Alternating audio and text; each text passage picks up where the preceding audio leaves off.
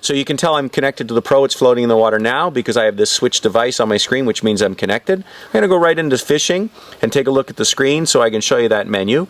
It's bringing up the fish view automatically. That's the default position. I'm in 8 feet of water here, and let's just take a look at these settings in the vertical menu.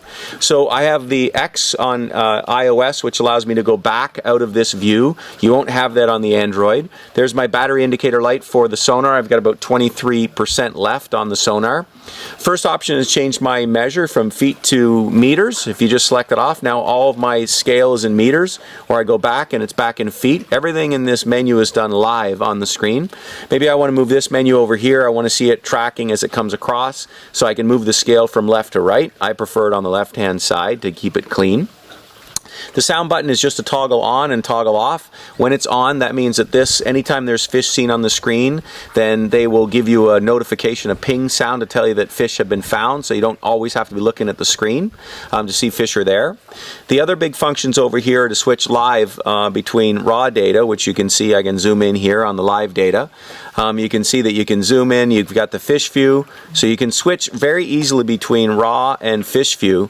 If you see something in the water that you want to take a closer look at, let me just adjust my fish sensitivity up and a couple of things. So if I wanted to just take a look at, let's take a look at the raw data, and I'm like, you know, I don't, it's not a fish arc there. I'm not really nothing to see here.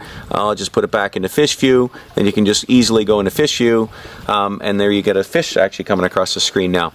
So that's how you use this top menu. The other two things that are kind of interesting is if you see something on the screen you kind of like and you want to save it into your actual photo album, maybe share it with a friend or just look at it for later, you can just hit screenshot here, and that image that was right on your screen is saved right into your photo album on your smartphone or tablet, and you can access that later, which is kind of a neat feature.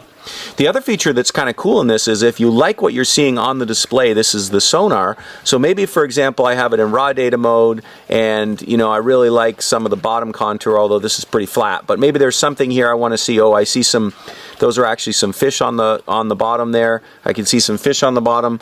So I'm like, oh, I really like that output. Then ultimately you can just go in here and you can actually hit the drop pin button. And when you hit the drop pin button, what that's going to do is it's going to open up an option for you to actually create a GPS tag to that image we just took. So I'm actually going to call it a fishing spot because I really like the display that I saw on the screen. And now it's zooming in to find my GPS location. So it's finding me via GPS. I just make sure that it's getting the location name. It's done that. I can go through these next selections here. It's basically going to save all of this information here on the screen. And if you scroll down, you can see that there's actually, you can enter, I'm in the Port Carling, Ontario, Canada region. I can write a note in here if I want to put a note in on what I saw. I can do that as well. And then once I've finished all that information, you can see I can mark this pin as private or public. I currently have it as a private pin. So I'm going to mark this private so nobody finds my fishing spot. So now it's a private pin. I can save that pin, and now that pin's been successfully saved on my map. So I can find this exact display when I go back into the map view, which you can see in one of our other videos.